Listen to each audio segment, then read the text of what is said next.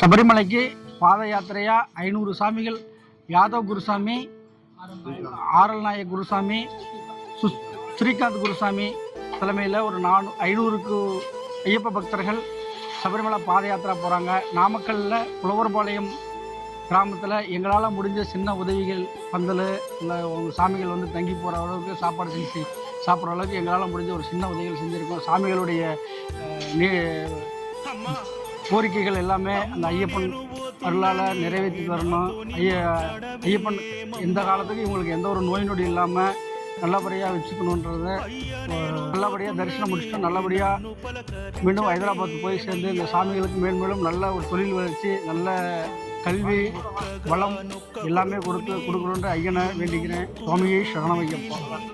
బాధలన్నీ మీరు వడితీరి బంగారమూలే నన్ను చూస్తీరి. మన బాధలన్నీ అయ్యప్పకు చెప్పాడవి దారిన నడిచిపోతున్నానమ్మా. నేను పోతున్నా అయ్యప్ప స్వామి భక్త బృందం వెంట ఉచిత